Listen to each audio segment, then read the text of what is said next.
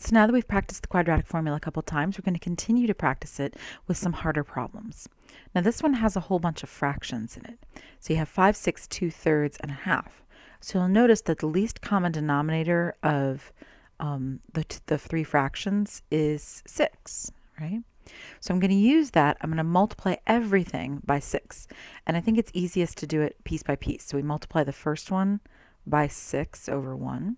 Then I multiply this term by 6 over 1, or 6 if you like, but I like to write it 6 over 1 because that way I can remember how to multiply it correctly. And multiply this one by 6 over 1. Okay, so in the first term, what's going to happen? You have 6 in the numerator, 6 in the denominator. They're going to divide away to 1 and just leave you 5 over 1 x squared. In other words, it's going to be 5x squared for that first term. Plus, now here you get 3, well, let's see, 6 times 2 is 12, and 12 divided by 3 would be 4, so that's 4x equals 3, right? Because 6 over 2 makes 3.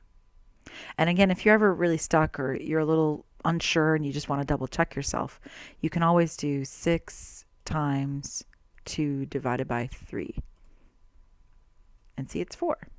Or if you like, 6 times math, not math, you can do it in the math screen, but alpha f1, which is y equals, hit n over d and say 2, arrow down to 3, and press enter. And there you go. Again, that only works if you have a TI-84 because that's with the new operating system, because it has those fraction operations in there. All right, so now that we're here, this is a much simpler problem. We're just going to subtract 3 from both sides. And then we're going to have 5x squared plus 4x minus 3 equals 0. And then we can use the quadratic formula. X equals negative b plus or minus the square root of b squared minus 4ac, all that good stuff. So let's make a little note here. A is 5. B is 4. C is negative 3. Okay? So we're going to have negative b, that's negative 4, plus or minus square root 4 squared minus 4 times 5 times negative 3, all over 2 times 5. Okay, so this is x equals negative 4 plus or minus the square root of something over 10. So let's figure out what this is. 4 squared minus 4 times 5 times 3, that's 16 plus 60, so 76. Let me double check myself on that. So 4 squared minus 4 times 5 times negative 3.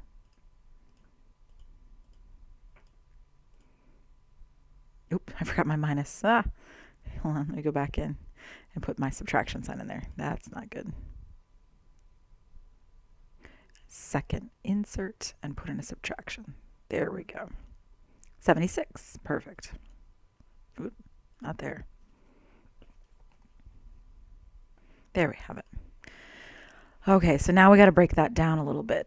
Let's see, this is negative 4 plus or minus, all that good stuff. But we need a perfect square that divides into 76. So I'm going to bet 4 goes in there. Let me see if anything else does. 76 divided by 4 is 19, and 19's prime, so there we go. So I'm going to write it 4 times 19. And then the square root of 4 is 2, so this is x equals negative 4 plus or minus 2 square root 19 all over 10. And then now look at your 3 coefficient numbers. You have 4, 2, and 10, right? So of those 3, let's see, the GCF of 4, 2, and 10 is 2, right? Okay, so I'm going to use that to divide everything by 2. So x equals, all right, negative 4 divided by 2 would be negative 2, plus or minus 2 divided by 2 is 1, so that's just 1 square root of 19, or the square root of 19 over 5. And there's our final result.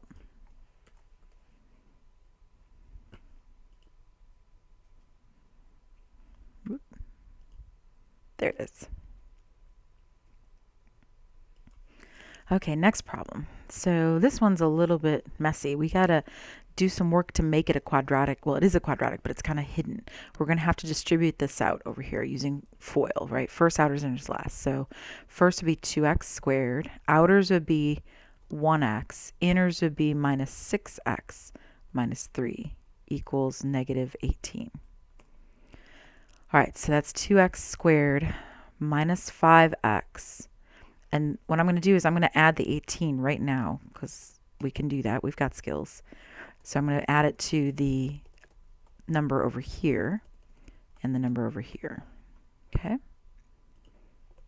All right, so that makes it plus 15 equals 0. All right, so there we have our lovely quadratic equation. So we know that A equals 2, B equals negative 5, and C equals 15.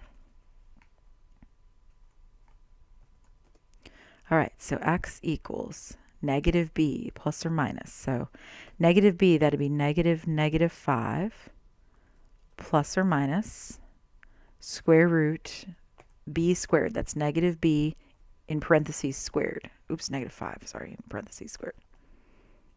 I keep pressing b. Stop that. All right, negative 5 squared minus 4 times a, which is 2, times c, which is 15. All over 2 times 2. Now notice, as always, when we use a b that is negative, be very careful that you use parentheses and put your squaring outside of that parentheses. That is one of the big mistakes students make when they try to use the quadratic formula. So this is x equals, all right, negative 5, that's positive 5, plus or minus the square root of something over 4. All right, so let's go figure out what this something is. This is 25, positive 25, because a negative times a negative is positive, right? And then this will be negative 120. So I'm betting it's going to be negative 95, but let's see if I can do this right. So parentheses, negative 5, close your parentheses, squared, minus 4 times 2 times 15. Yep, it's negative 95. All right, so minus 95. All right, so we know about the negative part. That's going to make I.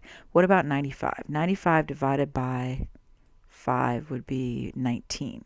Okay, so 5 and 19, those are both prime numbers. So there is no perfect square that divides into 95. We're done. Just leaving it 95. We just have to pull the I out. All right, so this is x equals 5 plus or minus I square root 95 over 4.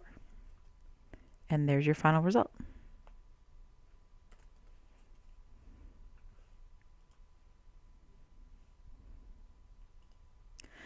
All right, so now we've learned how to use the quadratic formula pretty well. So let's remind ourselves the 4 ways that we have to solve a quadratic, because there will be one of them on the final exam for sure. So you're expected to know in this class how to solve a quadratic. So you can solve a quadratic using factoring. Now that works really well if your a is equal to 1, which makes it kind of an easy factoring problem if it factors, and it must be set equal to 0. Right? So use factoring if you can, if it's easy to factor, but make sure that it's set equal to 0. Then there's the square root method. That works really well when you have like a parentheses squared equal to a number. For example, this letter B right here, I can see. That's going to be the square root method. Now, completing the square in a quadratic formula, they actually always work.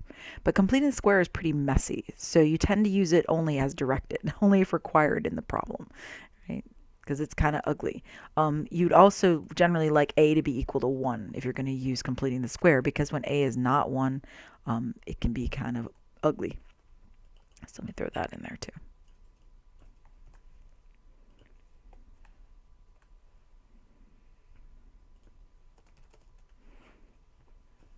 And then the quadratic formula works all the time. It has to be set equal to 0. But that said, sometimes the quadratic formula is much messier and harder than if you would have just used factoring to begin with, right? So be careful. Sometimes the quadratic formula isn't worth all the trouble that it causes. All right, so let's look here for example 3a. This has got a typo in it. Sorry about that. That's supposed to be an x right there. Okay, so let's type that up. So I have x squared equals negative 2x plus 35. All right, so I'm going to get everything to one side set equal to 0. I'm not going to use the square root method because why would I bother, right? So this is plus 2x take away 35 equals 0, right? Because you would subtract 35 from both sides and you'd add 2x to both sides. All right, so now you're here. Now that's something set equal to 0, so you have a choice. You can either use factoring or you can use the quadratic formula. So it's always smart to try to factor, especially since a is 1. See how it's plain x squared? Try to factor it if you can. So let's see. Two numbers that multiply to negative 35 but add up to 2.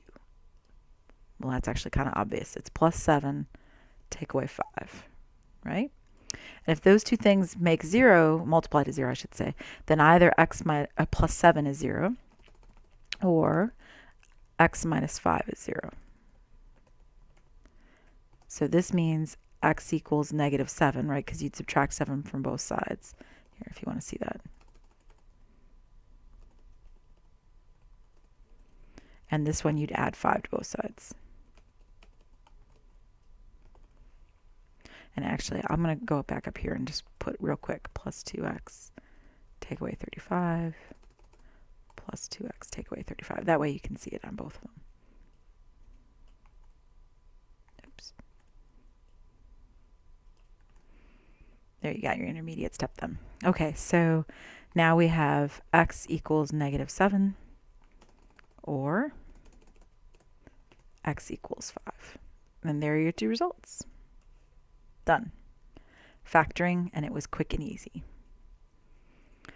All right, now for letter B, I think I would definitely use the square root method, because if I wanted to use quadratic formula or factoring, I'd have to FOIL all this out and all that jazz, and that just seems like too much of a pain. So 2x minus 2 squared minus 1 equals 15. Yep. Okay, so we're going to start by adding 1 to both sides. You want to get the parentheses squared part alone by itself. So plus 1 over here, plus 1 over here. So 2x minus 2 squared equals 16. Now divide by 2, right, to make the 2 in the front disappear. And if you do it to the left-hand side, you have to do it to the right-hand side. This is going to disappear over here because 2 divided by 2 makes 1. And that's going to turn into 8 over there. So you have x minus 2 squared equals 8.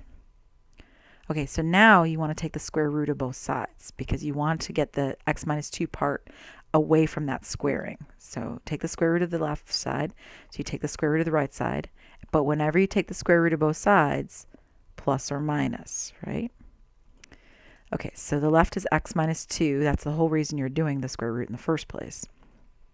And then 8. 8 is 4 times 2. So I'm going to break that down to x minus 2 equals plus or minus 2 square root of 2. And then you're just going to add 2 to both sides. So x equals 2 plus or minus 2 square root 2. There's a lot of 2's in there. Done with that one. There, I had to make it smaller to make it fit on the page, but there it is. All right, we're done with time on this one, so I'll meet you back here for part C and D, and then we'll do the story problem in the next video, and then we'll be all done. See you then.